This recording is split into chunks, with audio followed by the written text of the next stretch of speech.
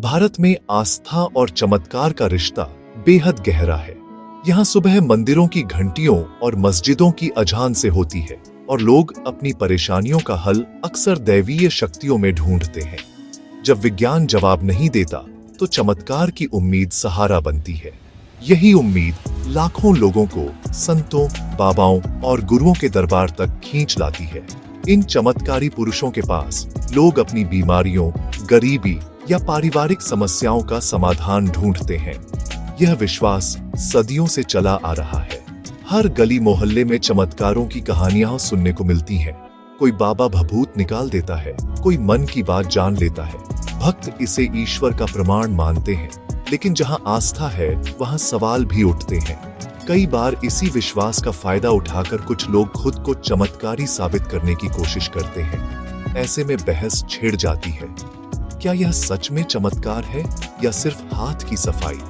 समाज का एक वर्ग इसे भक्ति मानता है तो दूसरा तर्क और विज्ञान की कसौटी पर परखता है।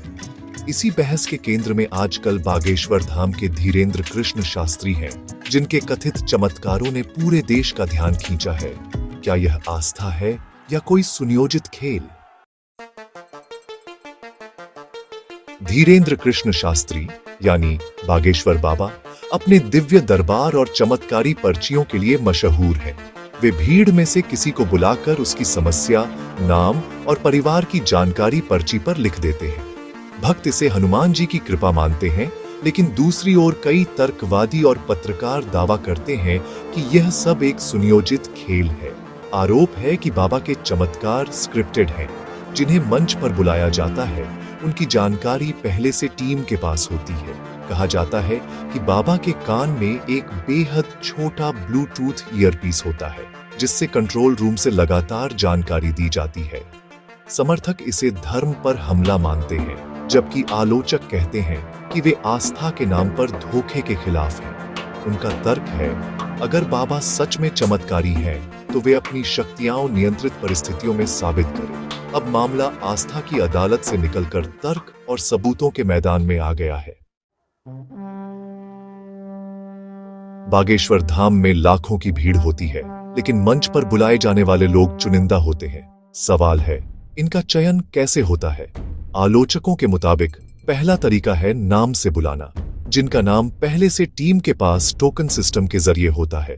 दूसरा तरीका है सामने की कतारों से किसी को अचानक चुनना।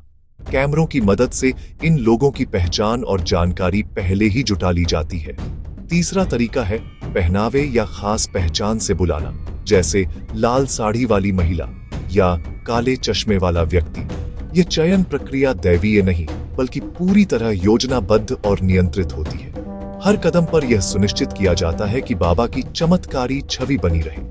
आलोचक इसे मनोविज्ञान का खेल मानते हैं, जहां लोगों को विश्वास दिलाया जाता है कि उनका चयन भाग्य या ईश्वर की कृपा से हुआ है।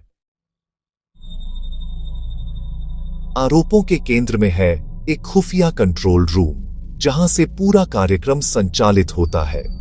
हर कार्यक्रम स्थल पर हाईटेक पैन टिल्ट जूम कैमरे लगाए जाते हैं, जो भीड़ की हर हरकत पर नजर रखते हैं। कंट्रोल रूम में बैठी टीम लाइव फुटेज देखकर मंच पर बुलाए जाने वाले लोगों की पहचान करती है, उनकी बातचीत, हाव भाव, यहां तक कि दस्तावेज भी पढ़ लेती है। दावा है कि बाबा के कान में एक बेहद छोटा त्वचा के रंग का ब्लूटूथ ईयरपीस होता है, जिससे टीम लगातार जानकारी देती रहती है।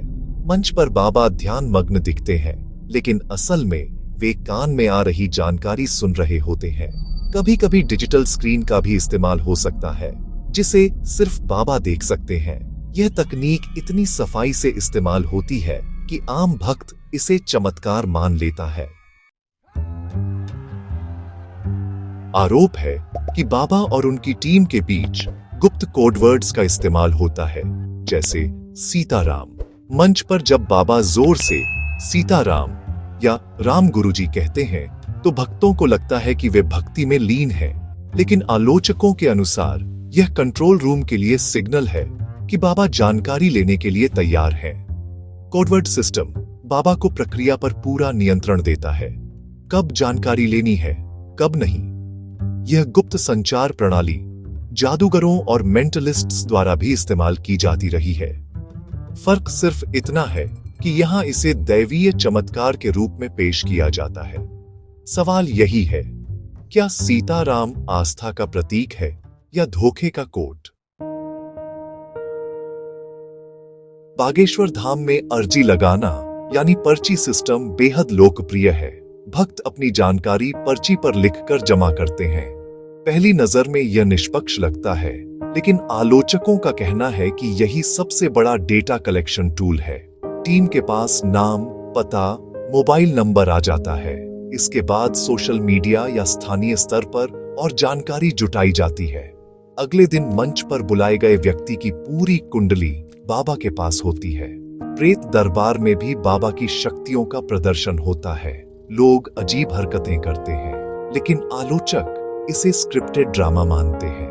वायरल वीडियो में एक महिला भूत प्रेत से पीड़ित दिखती है, लेकिन बीच में अपनी साड़ी ठीक करती है। आलोचक इसे अभिनय का सबूत मानते हैं। प्रेत दरबार डर और श्रद्धा का ऐसा मेल है जिससे बाबा की छवि और मजबूत होती है, चाहे सब कुछ पहले से तय हो। आरोप लगाना आसान है, लेकिन सबूत जुटाना मुश्किल। अब तक कोई ठोस सबूत जैसे ईयरपीस या कंट्रोल रूम की रिकॉर्डिंग सामने नहीं आई है। बाबा के समर्थक इसे बदनाम करने की साजिश बताते हैं, जबकि आलोचक सबूत जुटाने की कोशिश में लगे हैं। खोजी पत्रकार और तर्कवादी अब खुद भक्त बनकर कार्यक्रम में शामिल होने की योजना बना रहे हैं। वे ऐसे उपकरण ले जाना चाहते हैं जो रेडियो फ्रीक्वेंसी सिग्नल पकड़ सके। अगर बाबा सच में वायरलेस डिवाइस का इस्तेमाल कर रहे हैं, यह मिशन जोखिम भरा है। सुरक्षा कड़ी है।